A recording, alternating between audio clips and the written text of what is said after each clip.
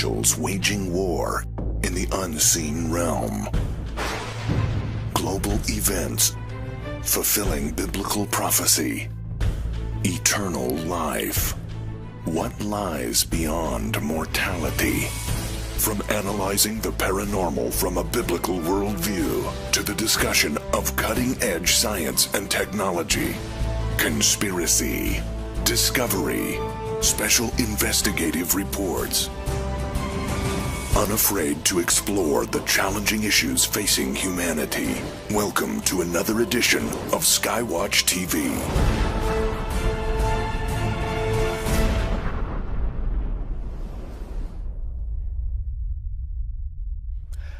Hi, I'm Gary Stearman. Welcome to Skywatch TV. And it's my pleasure today to have with me right here in studio, Tom Horn and Bob Ulrich. Now, you know Tom and Bob if you've watched Skywatch TV or Prophecy Watchers TV. Gentlemen, it's good to be with you right here in studio. Yeah, good to be with you too. And how do you like the new studio, Gary? I love it. It's wonderful, easy to work in. We've got places we can spread out our notes. I feel very comfortable, Tom. But I want to get right to something today that I think is very important. We've got an announcement to make. In fact, we have several announcements that we'll be making over the course of this program. But we're going to be doing something very special a few months from now. We're going to be doing a prophecy conference unlike any other. Let's talk about that for a moment. Yeah, I couldn't be more excited. The Rocky Mountain International Prophecy Conference, and this really does have an international flair to it. I mean, we've got, Bob, it's the biggest names from around the world. Anybody, everybody who is anybody, if they haven't yet signed on, we've invited them to sign on, right? Well, and I couldn't be more excited, yeah. It's not your father's old-fashioned No. prophecy conference. We've got the biggest names from literally all over the world. We're calling this an international prophecy conference because we're going to have people literally coming from dozens of countries, you know, all over the globe. And we're going to, of course, have the top names in prophetic exposition. At Prophecy Watchers and at Skywatch TV, we really make it a point to have guests who are eminently qualified to bring the messages that they bring, who are classically trained, disciplined scholars, and people with a fresh and vital message. And that's going to transmit beautifully into this upcoming prophecy conference. Tom, let's talk about the months between now and when the prophecy conference actually comes. We live in crucial times.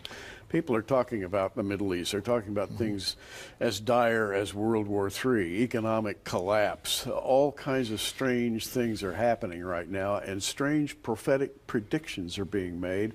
And it's in this context that this prophecy conference will be born. Well, and Gary, as you know, I wrote the book, Zenith 2016. We've done shows on that book for a few years because I have believed for some time that 2016 could well be the most important year, both in terms of the United States of America. We're going to have a new president. This could be the most critical election in the history of the country that could set the tone for, you know, everything from how Christians are treated in this country, which we kind of see some of that eroding now. But I also think that 2016 has to me, it has almost like an uber charged prophetic significance about it. There is seems like a convergence of almost everything that is coming together. You mentioned the Middle East and what's happening in the Middle East. And once again, you know, we just made a deal with Iran. And Israel is telling us, you know, you may have unleashed the beast with this deal. Yeah. We may have to deal with them. This could turn out to be some kind of a nuclear issue that could lead to Armageddon. You look in science and what's happening in the genetics revolution and CRISPR technology, and people talking right now about how we're going to have to immediately set policy about when and under what circumstances we're going to approve genetically modifying humans. But again, is this Matthew 24? Are we talking about the days of Noah? Are we repeating something that once before brought about the wrath of God?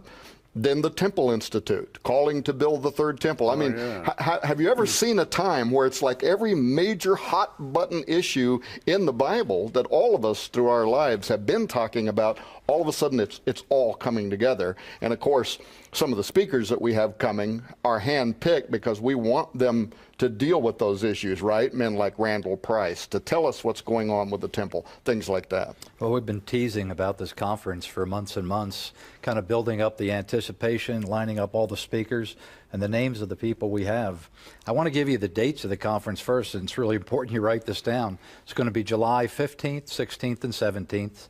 It's a Friday, Saturday, and Sunday. It's going to be in Colorado Springs, Colorado at the Marriott Hotel.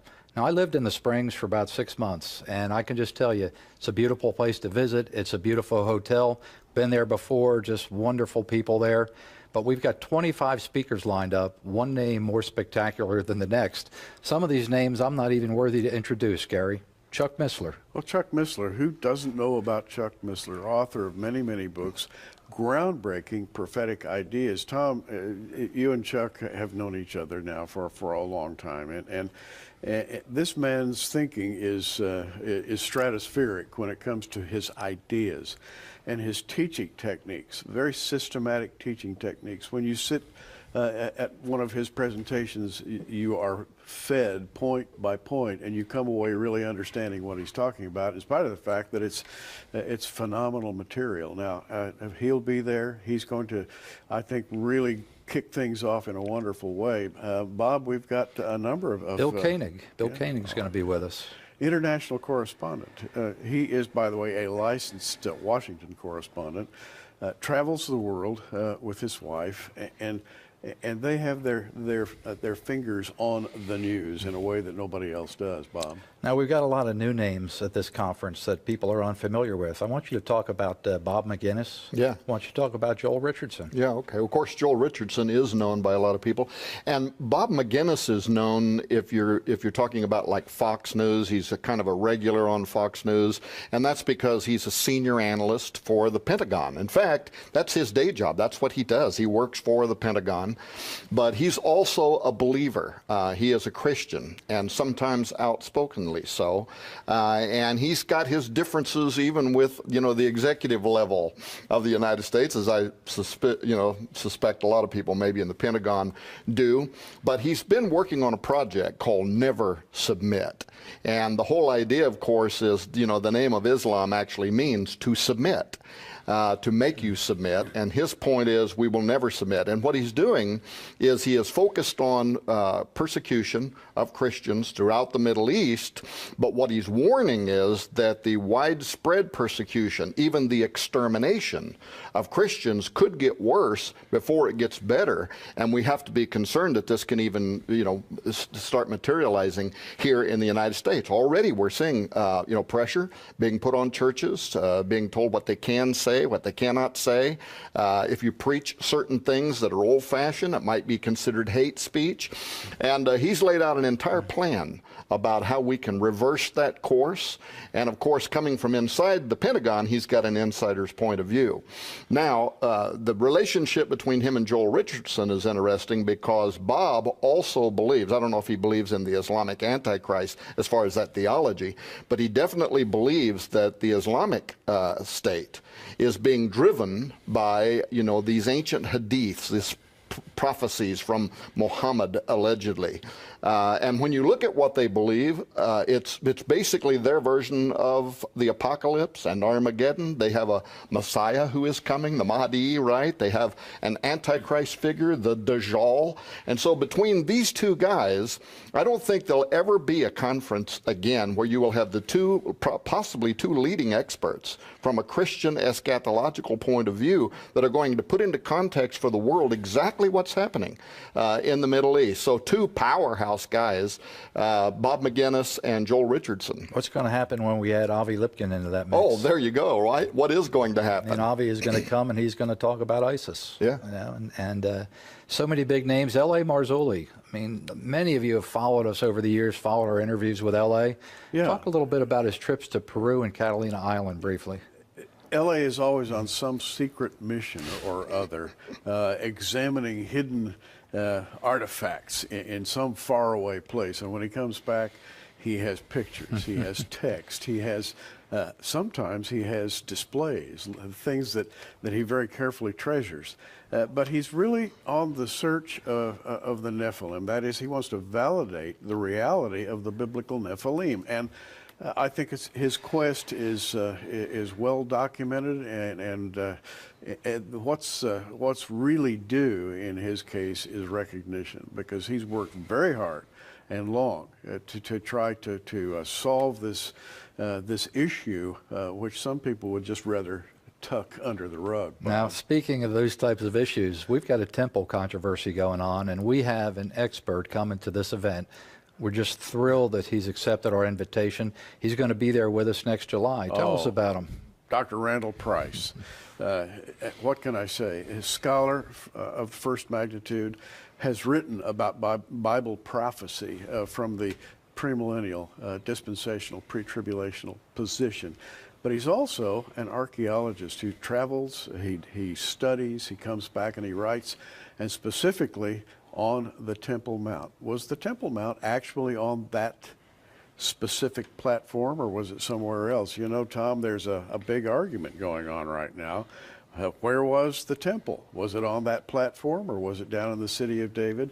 Randall Price is going to be speaking to that. Yeah, and I'm glad he's going to be there, because this is something that's on a lot of people's minds. There's some confusion about whether or not what we call the Temple Mount is the biblical Temple Mount. And why is that important? Well, because you have the Temple Institute. You've even got members of the Knesset recently that have talked about this kind of what is it that's happening among the Orthodox Jews? They're getting a messianic kind of feeling that something's about to break open.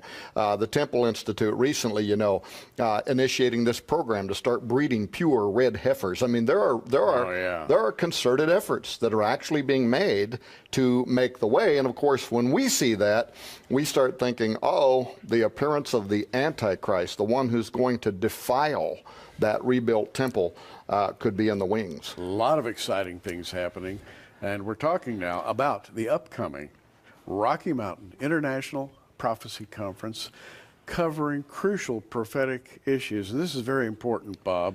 This is going to be taking place at a time when prophetic issues are at a state of tension. I don't think I've ever seen them in my entire life. Right before the Summer Olympics, just a few short months before the USA elections, L.A. Marzulli calls it the days of chaos that we're in right now, and we see that.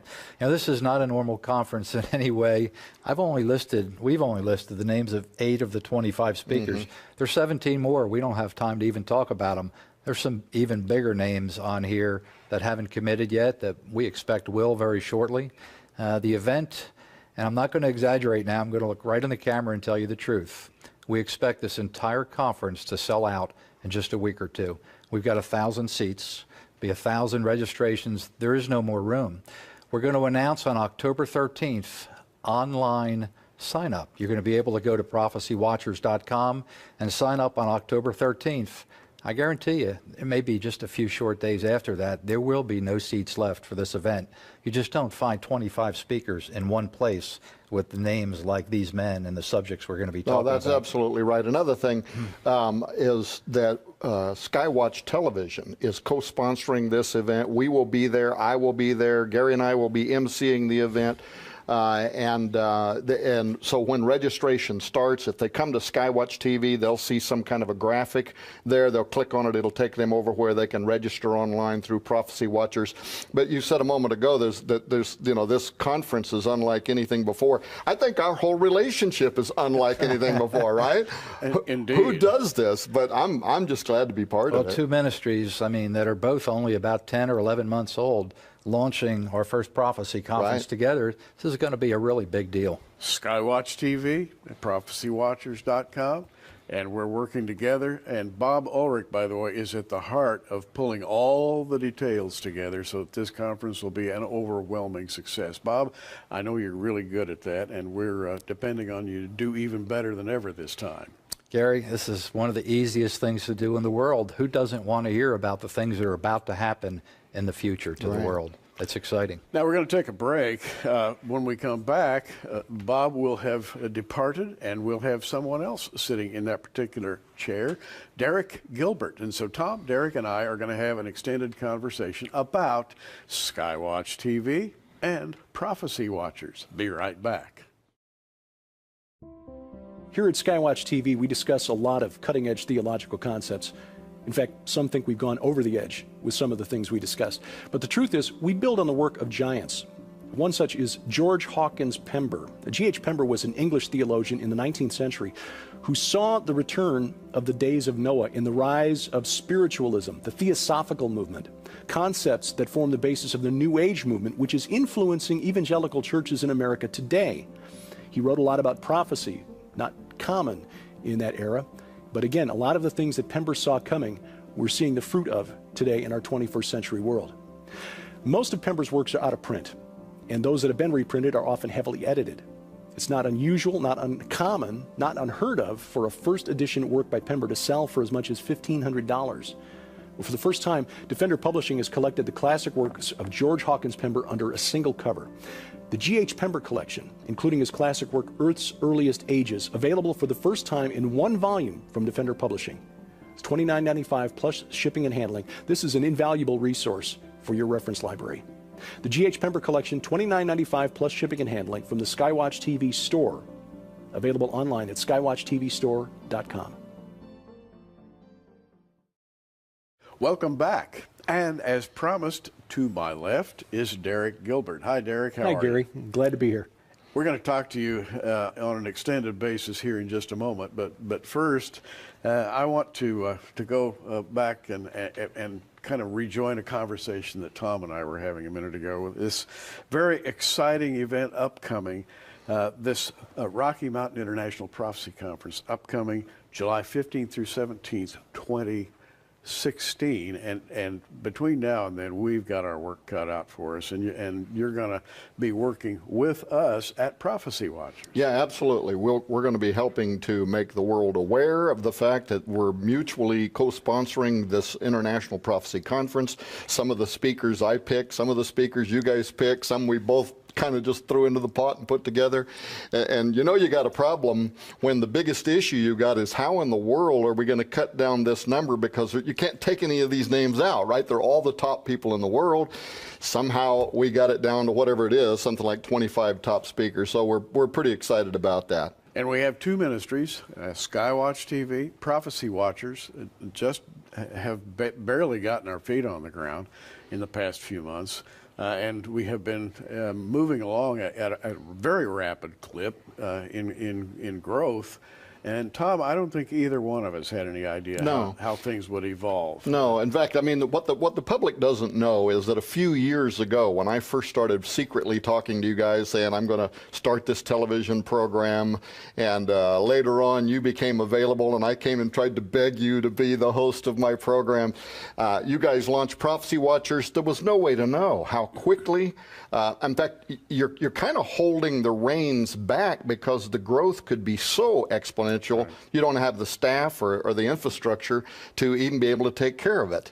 And so that kind of brought us to this announcement that we want to make today. And the announcement that we're going to make today is that Derek Gilbert is going to be Skywatch TV's new host. And Derek, I've worked with you over the years. We've met, we've actually sat across tables from each other, and I've always respected you as an interviewer, a broadcaster. You've got a long history of broadcast interest of various types. And I just wanted to introduce you to the people that are watching us today as the new host of Skywatch TV. What really interests you as a broadcaster? What do you consider the challenges? Where do you see yourself going with Skywatch TV? That's a really good question. If somebody had said to me 15 years ago that this is where your life is going to lead you, I would have run screaming from the room. It's because the Holy Spirit has really led me on a journey the last 15 years. As my wife Sharon will testify, when we first met, we had some rather energetic discussions about theology, and I was not in the place that I am now. I've always had a real curiosity about the way things work and why things are. And there really is no bigger puzzle about what works is the way the universe works. What did God design? What are the rules that He put in place for us, if you will? I mean, I know that's really oversimplifying it, but Yeah. so theology, doctrine, the way He created this universe, what is our role in it? What is the nature of the ongoing spiritual war that's been taking place? And I know you're interested in the subject of the merging of science and classic Christianity. We are into an exponential scientific age where everything is happening on an hour-by-hour basis, and everything from artificial intelligence to genetics to who knows what.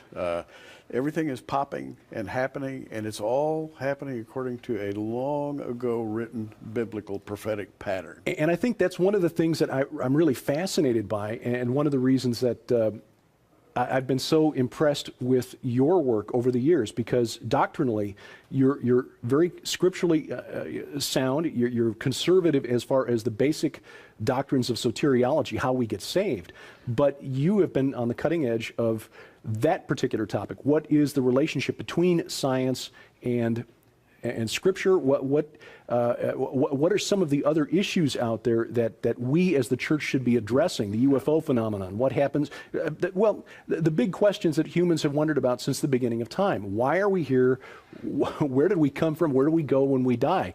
And as you know, there are all kinds of answers that are in the public square right now that have nothing to do with the God of the Bible. People are looking for God at the helm of a UFO. Oh, yeah. And that is, as a science fiction fan growing up, that hits close to home for me, because had my life gone a different way, had the Holy Spirit not gotten a hold of me, I would have been one of those folks who thought that, yes, someday we'll find heaven on a silicon chip. Yeah, well, I think through a number of media, including sci-fi, the world's being prepared for a spiritual explosion.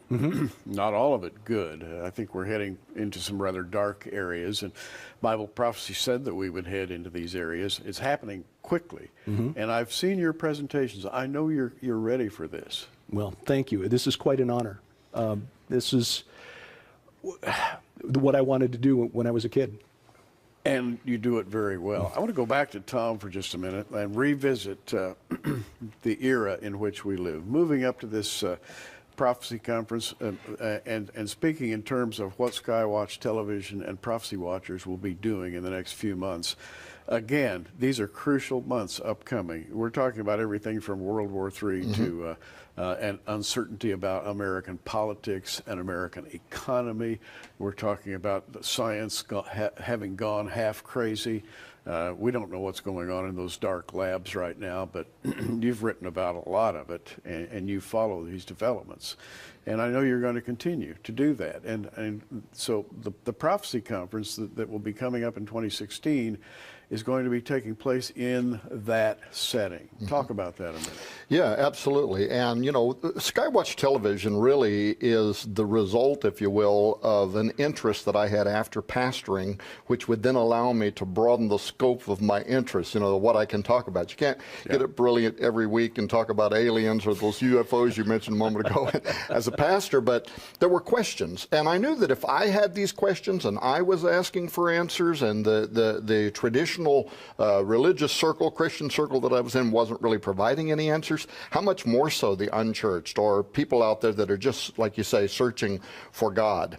And I can see now the hand of God is on your life, Bob Ulrich, Prophecy Watchers. I've seen miracle after miracle working on your behalf. I think we're going to look back in a few years and be shocked and amazed and actually glad we didn't know, really, all that was going to happen, because it might scare us now, right? And Skywatch Television is committed to the same type of thing. We want to answer the hard questions. We want to talk about all kind of multifaceted issues.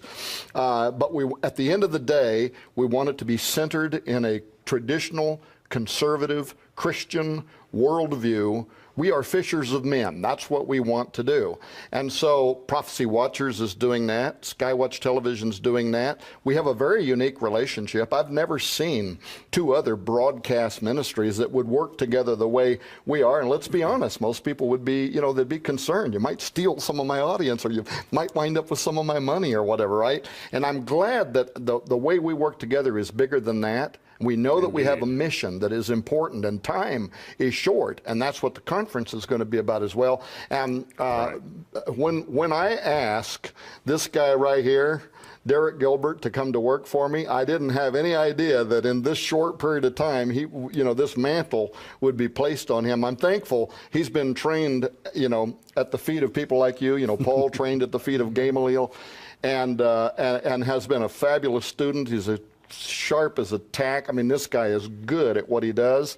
You're going to keep doing the daily updates for me too, aren't you? Yeah. So, well, and I'd like to not only welcome Derek Gilbert as host of Skywatch TV, but also invite you from time to time, as the occasion arises, to visit us at Prophecy Watchers. Love to do that. Love to do that. And we'll have this cooperative venture.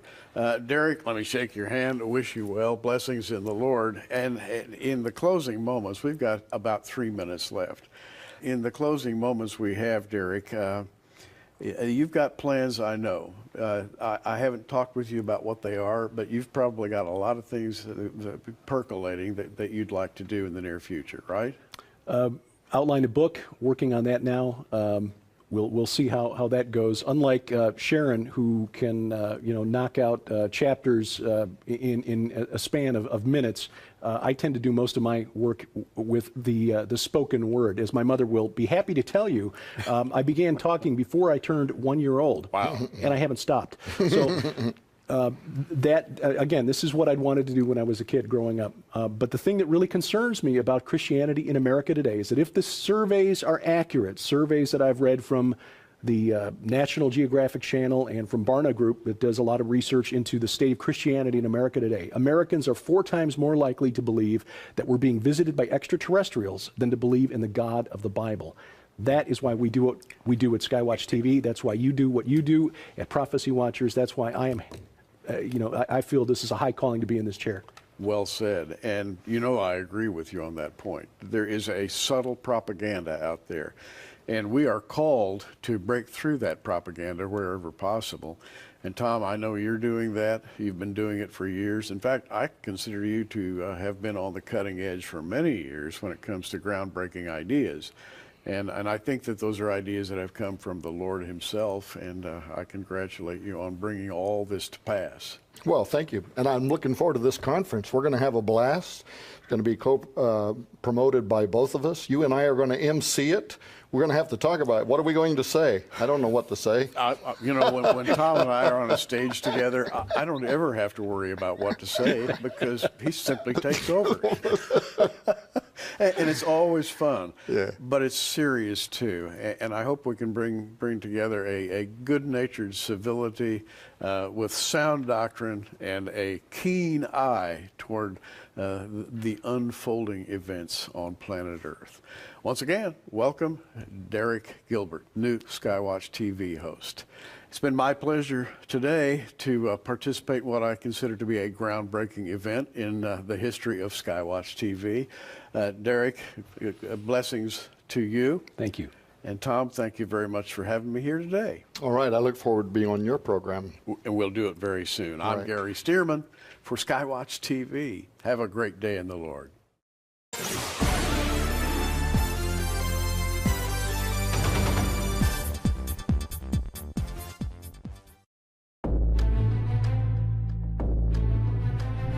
Angels waging war in the unseen realm.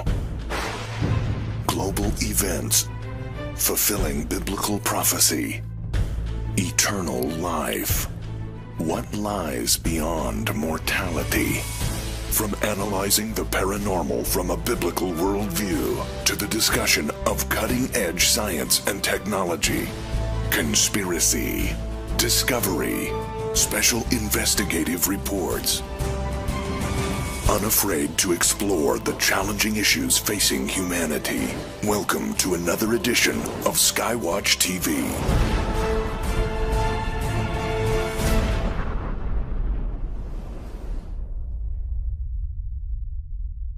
Hi folks, this is Tom Horn, and as promised, I'm back again to give you an update on the Sevenfold Vision. First of all, though, let me introduce part of the team from the Whispering Ponies Ranch, the administrative leadership that's with me in the studio here today. Joe Artis. Hey, Tom. Thanks for having me. Nita Horn, the beautiful one, and James Howell, who you haven't had an opportunity to meet before. James, great to have you with us here today. Thank you. My pleasure. Yeah, James is he's a board member for our nonprofit and actually the VP of the organization, so we have to treat him well, otherwise we could get ourselves into trouble. Well, last time, Derek and Sharon Gilbert interviewed me on the Sevenfold Vision for Skywatch Television, and you learned, of course, at that time that there's a whole lot more going on here than making television. It involves what we call the Whispering Ponies Ranch, which is a retreat facility that we're going to be talking about more here in a moment, and a lot of other issues that we are involved with. And at that time, what's interesting is that almost everything that we were talking about was still just a future vision. We're going to do this and we're going to do that. Well, I'm back to give you the good news that, first of all, as you can see, we said we were going to build a new studio, and boy, have we. It really feels like we're sitting right in the middle of Fox News here, doesn't it? Well, yeah. And poor Joe has spent the last few weeks here trying to get all of this lighting correct, but we think we're pretty close to having it. Very close. We've got a whole lineup of people coming in that'll be sitting in this brand new studio with me here in the weeks to come. I'll tell you some of those names in a moment. Some of the other things that we talked about that day was we had said that Derek and Sharon were settling into their new digs and that soon they'd be making daily television. Well, as you probably already know, you can go to skywatchtv.com Monday through Friday and get the news analyzed from a Christian worldview from our news desk anchor, Derek Gilbert. I want to thank all you people that have been emailing in and talking about Derek and the news updates and how much you appreciate them.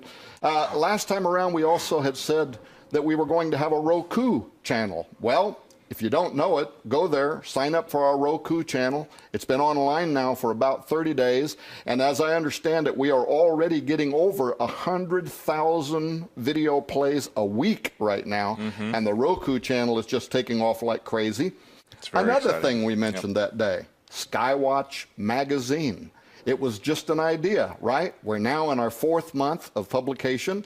The magazine is still only online, but very soon it's going to go to print, and we're going to start mailing copies to all of the people that are our subscribers and our viewers. We also mentioned that day our conference. Well, since then, we've signed a contract with a hotel, with a conference facility, and you're going to be hearing some really big news about the upcoming 2016 conference. It is going to be the one to be at. Everybody who's anybody that's in the news today has already signed up to be part of that. And then finally that day, we also mentioned an upcoming television program that is going to be dedicated to women only. Right. Sharon Gilbert's going to be the host. 2 or 3 of the other women from Whispering Ponies Ranch and Skywatch TV will be part of that, and it'll be news and issues and events that are seen through the prism of a woman's point of view. Now, why do I have this elite group of people with me today from the Whispering Ponies Ranch? Well, we've also got big news about Whispering Ponies Ranch. And first of all, though, let me start out by asking a question. Any one of you can take this question. I understand that yesterday you went to an event, and it took place inside of a care facility, right? Right, yep. Who wants to tell me what was that about? Why did you go? What does it have to do with the Whispering Ponies Ranch? Well, as you stated before in the original Sevenfold Vision, you know, we showed some B-roll of animals and their involvement with the therapeutic side of some of the care that these individuals receive. And you find that a lot of the folks that are in like care facilities or assisted living situations, they don't get as much visitation as I think a lot of the population assumes they do. And you learn really quickly that a lot of these individuals might not, if it weren't for visitors, people external from the family coming in to visit or do something like this, they receive no fellowship at all outside of the staff. And as you talked about in the original Sevenfold Vision show, that animals and their handlers have this wonderful opportunity to go into these places and do something special and receive something special that's quite magnificent. And when you look at what can be done with the use of animals, a lot of times individuals struggle to communicate, or individuals that for whatever reason are shut down socially. When you introduce an animal, this is not a person who's going to use them for something. This is not a person with an agenda. They're not there to take advantage of in any way or abuse these people. You enter a room with an animal and suddenly there's like this magical interest immediately. You know what I mean? It's like, oh, there's the horse. Oh, I can't believe it. You know, and it's exciting, and it really takes the barriers of communication and kind of brings them down, and now you're just having this wonderful interaction. And a lot of the feedback that we get from the staff at these particular venues is that this might be the only visitation that these people receive, period, apart from very limited visits perhaps from family, but also that the nature of it, because we're introducing animals, that's also kind of an exceptional, spectacular kind of an event. And it can be some of the best times that these folks are having, you know, inside of a given month. So right. I mean, so and you know, as studies have continued forward over the years, and especially as Americans and most of the world have become a lot more open to using animals, in particular for therapeutic purposes. I mean, the military is finding that people that are suffering from post-traumatic stress syndrome, they get these therapy animals, or they get these what do they call them? It's the pets that they keep for themselves. Companion animals. How that has just I hate to use the term mystical because the New Age has kind of ruined that, but but there's something about it that goes beyond what humans can do because we've lost that trust factor.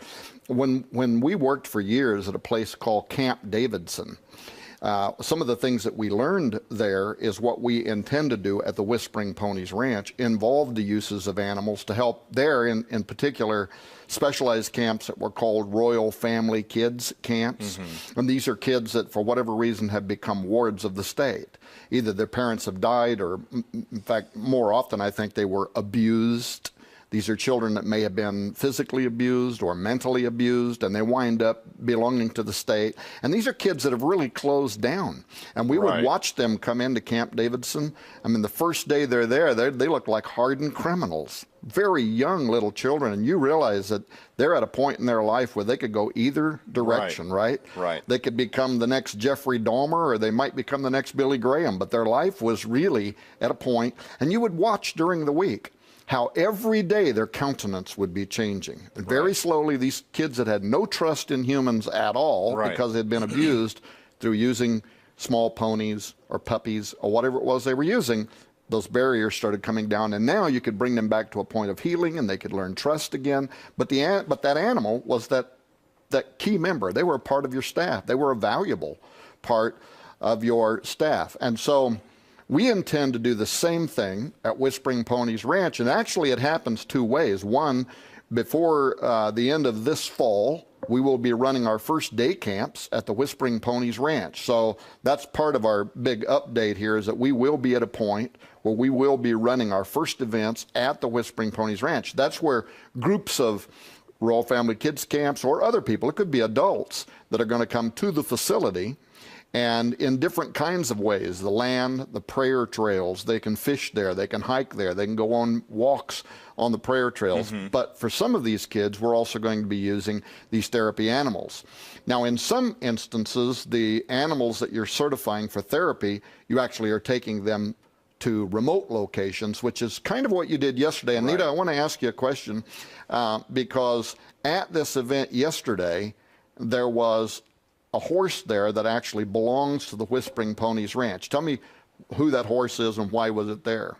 Well, we had this wonderful opportunity to take our little a 28-inch Palomino miniature horse named Blondie down to visit with our friend Jenny Keist, and she had her little horse Go Baby. And so we took both these little horses and Seeley, which are fixing to meet, into this facility to do a visitation. It was Blondie's first time, so we were a little bit apprehensive how she's going to react because she has never seen wheelchairs. This is part of their training. She handled all of the people grabbing at her ears. They want to muzzle up underneath the nose is one of the things that they, just all in her face all day long for 2.5 hours. And she did awesome. And James was there to help. He kind of managed the head end, and I kind of walked behind to make sure she didn't get, nervous or anything. But I didn't even need to be there. She was just awesome. So she's been down there, Jenny, that you mentioned. Jenny Keist. Keist. And that's what she does. Yes. She specifically trains miniature horses for Yes. therapy uses. Yes. And Yes. she's been written up. She's been in the media. She's been on the very- news. She's a Very very good. high-level trainer. She's been a good friend of yours now Yes. for some years, which ironically actually Yeah. goes back to you buying a horse from her and then giving it back to her later Right. on. Right. But yeah, very sweet woman and specialized trainer. Right. And but this is one of, we have many horses that are going to be involved in the program. She's one of them. Right. And she's been in training. Some people are probably saying, what, a 28-inch horse? I mean, this is a tiny little animal, and yet she's actually big compared to some. You've got the world's second smallest Yeah. miniature horse, which is like 18 inches tall. Chigger. And she's involved in therapy uses. Yeah, Chigger.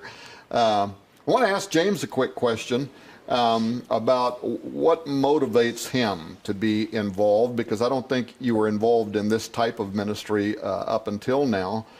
You are the VP of this institution. You're also a board member of our charitable organization, nonprofit. And yet it seems like you've been taking on an increasing role. You're not on salary. You don't draw a salary. You're donating large amounts of your time. Right. What was it about this that made you even want to be part of it? Well, I get fed pretty well, so that's always a good plus. But I've learned a lot, and it's a matter of service for me mostly. We've all been blessed in various ways, and I feel in response to being blessed that some kind of service it feels right to me to extend that as a response to the blessings I've received, and it's been fun. So, Yeah. And plus, you and I were talking about, and this before we went on the air, we were talking about the biblical principles that are behind this, and the numerous places in Scripture where it talks about God and His relationship with creation, and why He made them and how He uses them. And Jesus even saying that not even a sparrow falls to the ground, that God does not account for it. So there is a unique, special ministry. And when animals are brought back under dominion, right? That's what one of these books goes into, that we're going to tell people how they can get their own copy of it. When they're brought back into dominion, they become part of a covenant family. Even raises questions about whether they'll be in heaven, things like that. Right. But specifically, the Whispering Ponies Ranch. Now, let's mention some of the things that we're doing there right now. Not only do we have animals that are in training, and very close to a point where we can start actually using them for both on-campus and off-campus ministry uses.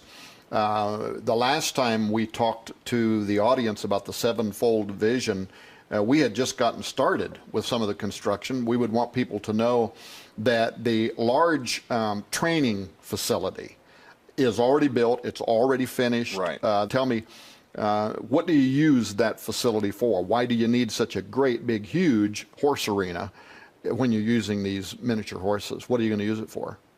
Part of what we would love to do is build an obstacle course in there that gives us an opportunity to expose these animals to just about anything that you would need them to know before they go out into the field. You know, for instance, things that you walk over, things you walk through, mop buckets. I mean, everything to a little animal, to horses especially, can be very scary. Like transitions in the floor. Yes, the flooring itself can be very If frightening. you go from vinyl to carpet, they can stop. Yes. you know, having to cope with a new kind of Yes. floor. Bricks even.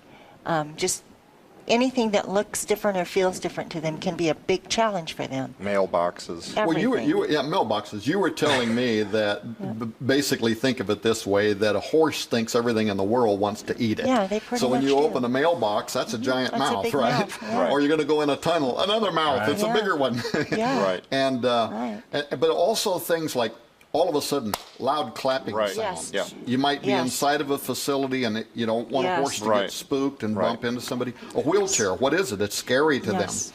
So part of your obstacle course is teaching them to walk over, walk in. Right. Right. These horses have to be able to walk inside of a building and Yes. not go to the bathroom. Right. They might be in there for 2 hours. That's Right. right. And you're potty breaking horses, Yes. right? Potty training. They've got to be able to go in an elevator. Yes. Now, if a horse has a hard time walking over a piece of plastic on the ground, imagine what it feels like to a horse to walk into an elevator and have the floor start moving Right. and their Exactly. sense of elevation. Right. Not So, to mention the elevator doors opening up, yet another mouth. yet another mouth. It's all scary. Right. It's called strategical desensitization.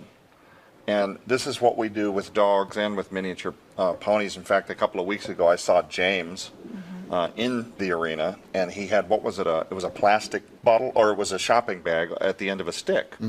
Because when he whips it around, it goes. But James knows how to introduce just a bit so that the horse isn't overwhelmed, and then conceal Right. the device or the apparatus or whatever it is that's setting the horse into a stressful state of mind. And then the horse begins to relax, and then he'll introduce it again. And then over time, what happens is that eventually you can just wave that sound or that item around, and the horse is not reactive to it at all. Right. And that's necessary because, like, when you go into a mixed environment like we were in yesterday, you have, like Nita mentioned, wheelchairs. You have walkers. You have Canes. Yesterday, for example, there was an outburst. It was a totally unforeseeable outburst, and it happened almost immediately when we came in. We were there 3 minutes. Right. And two of the individuals that Residents. live there, the residents, began a verbal scuffle over who was going to get to pet the horse first. Right. Okay. Right. At first, some of our team thought that they were kidding, but no, it was indeed. It was a scuffle to see who was going to get to the horse first. My turn in line. I want to pet. Well, the horse was totally not reactive. So when Nita says this was the first visit. Just so that we're clear, this horse has been through this strategical desensitization Sure. process for weeks and weeks and weeks building up. They don't even do their first visitation until they've been field tested in Right. local controllable environments, so that hopefully that like yesterday, that's the reaction that you want, is that there is no reaction. The horse stood there like. And you know what? There's something that I love about this, folks, is, and Nita was explaining this to me the other day, this metaphor from our relationship with God. Right. That if you can get an animal, what eventually happens with the animal is they get to where nothing distracts them. Why? Because they have so learned to trust their Exactly. handler. That's It's right. a trust-building that they exercise. know that no matter where they're at, sounds, weird devices, whatever, but if I'm with the handler, That's I'm right. okay. Right. They're not going to put me in a situation that they can't control or in which I would be harmed, reflecting the same relationship really that we ought to have with God. Because life throws a lot of stuff at us, right? Unexpected events. You suddenly open a door, something's happening. But if you can come to the point where you can know that I'm with God, I'm walking with God, and He's never out of control. There's Right. never anything that He can't control. So my trust is no longer in myself, Right. my own finances, my the own kung fu. surroundings. So what a cool metaphor that you, in taking dominion over animals, are extending that whole Genesis creation, where God has dominion over man, but He gives man dominion over animals, and yet that whole relationship between Right. trust. And so I in particular really loved that. I thought, wow, this is like the follow-up book to Do Our Pets Go to Heaven? We're gonna have to hurry because we're going to run out of time in a few minutes here, and there's a few more things I want to bring up. That you not only have built this big training facility, it's in use now. We also are right now, all of the plumbing and infrastructure is in place. The foundation has been laid for the public bathrooms. And also this week, the men are coming in with the equipment where they're going to put in an RV park. Now, the RV park could be used by people that are visiting, but it also can be used by volunteers, like MAPS volunteers that come and donate their time or part of their time during the year, and we provide complete hookups. So they've got water and sewer and power. Right. Now, we also have, and I want to make the public aware of this because it's something that we're just praying about right now. All of the land right next to us has suddenly become available, a forest. It's 108 acres. 118. 118 acres. It's somewhat expensive. If you watched the first Sevenfold Vision update a couple of months ago with Derek and Sharon Gilbert, you know that Nita and I actually came to Missouri to retire, and we took all of our retirement income and we've put it back into the 150 acres that we have now to develop the Whispering Ponies Ranch and built these facilities. We've also built the lodge. We've built a beautiful 4,500 square foot lodge that'll host about 50 people, up to 50 people. Right. But now we're at a point where we don't have the money to buy this land that is adjacent to us, but we would love to, so that we could extend what will become the Whispering Ponies Ranch retreat facility, where both adults and children will be able to come for restorative ministries. And the lodge that we've built could, of course, also be used for like a women's retreat or a writers' conference. So there's really not going to be any limit on how it could be used. We're sharing with you what really our motivation is, though, and what's driving it is this therapy-type ministry where children and adults can go through a healing process. That's really what is motivating us. And I want you to help us pray about this land. I would love to purchase it. I don't have the money to purchase it right now. And we are at a point in our ministry where Defender Publishing is actually generating the revenue. When people buy books or DVDs or any of that product, it's the revenue coming in from Defender Publishing now that's paying salaries, personnel to run the Skywatch television. And there are people who also are making donations. We are a 501c3. Tax-deductible donations can be made to us. And we appreciate those who have been doing that. But we want you to pray with us about this land, because if we should buy it, we would want to do that before somebody else perhaps buys it, and then maybe they develop it in ways that we don't want right next to the Whispering Ponies Ranch. So please pray with us about that. And if you can, make donations to help us move the Whispering Ponies Ranch forward. Before we run out of time, we are going to offer for $40. Now, this is $85 worth of material. We're going to send you Mike Huckabee's book, Dear Chandler, Dear Scarlett, A Grandfather's Thoughts on Faith, Family, and the Things That Matter Most, which reflects, of course, you know, some of the issues that we deal with here at the Whispering Ponies Ranch. Also, a very important book, actually, Do Our Pets Go to Heaven? This is a question that scholars have asked throughout the centuries, and we actually came into some pretty amazing information included in the Bible during the research for that book. We also have a training DVD. Now, this is a best-selling training DVD, The Natural Dog Training Method. It's actually put together by Joe Artis. It's been one of the best sellers ever since it came out. How long is this DVD? 2 hours. It's 2 hours, and it goes through all of the basic things. I'm reading the back of it. The correctional touch, the walk, feeding by invitation, properly giving treats and rewards. It goes through everything you need to know on how to teach your dog to behave in a way. In fact, we're going to introduce them to a dog in a moment that's been through some of this training, but who also is now part of the Whispering Ponies Ranch Ministries. And then finally, here's a gigantic book that we just put out, the George Hawkins Pember Collection. This has not been available until now. We actually, brand new. We scoured, yeah, it's never been for sale before. We scoured the universe. We found all of the most important works by George Hawkins Pember, some of which are not available anywhere. They're not online, they're not in PDFs, you can't get them anywhere.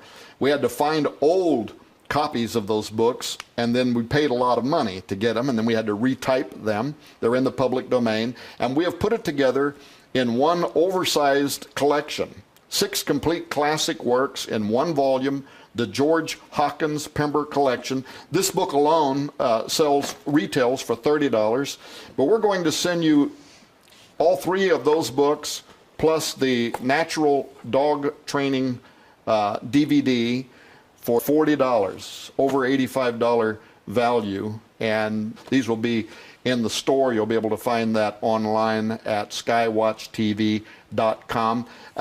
Before we get out of here, Joe, I understand that we have a special guest with us today. A very special guest. Yeah. Should we bring her in? Sure, let's do it. I'd like to introduce the Skywatch TV audience to Seely. Seely, come here, baby girl. Girly. She's never been on TV before. She's wondering what all the lights are about. Yeah. And I want to show the audience at home, because this is just fun, why they named her Seely. Oh, because she looks like a little seal. Yep, you pull the hair back, she's a little baby seal. But you've got her like a little baby lion or something there with that. Yeah, this is the fox cut. This is the fox cut, so. Well, folks, I appreciate you watching Skywatch Television, supporting everything that we are doing here. At the end of the day, our efforts are about ministering the healing that comes from Jesus Christ in a way that can come from no other. We also, of course, are taking the gospel around the world via television. We are about to go on to hundreds more television stations. We ask you to help us do that. Here's the main ways in which you can help. Number one, please do pray for this ministry. If you would, every day when you pray, remember to lift up Skywatch Television and Whispering Ponies Ranch before the Lord. Ask the Lord to keep us on track and to be wise with the opportunities that He has given us. The other thing is purchasing books through our bookstore right now is the #1 way that revenue is coming into this ministry. And so somebody else may have the book. Amazon may even have it for a few dollars less than we do, and they have shipping rates that we can't touch. But just know that when you purchase something from the Skywatch TV store, it is going into a ministry. It is helping us take the gospel around the world. You can make a tax-deductible donations. Right now, Whispering Ponies Ranch is the largest monetary needs we have, because building large structures costs a lot of money. And we're doing it as we can. And we wanted to come back today and let you know that when we spoke to you 2 months ago, it wasn't a pipe dream. We've essentially done everything we've said we were going to do, and we are doing it right now. And we appreciate your prayer and your partnership. James and Nita and Joe and Seely, thank you for being with me today on Skywatch Television. You're welcome. Thanks for having us.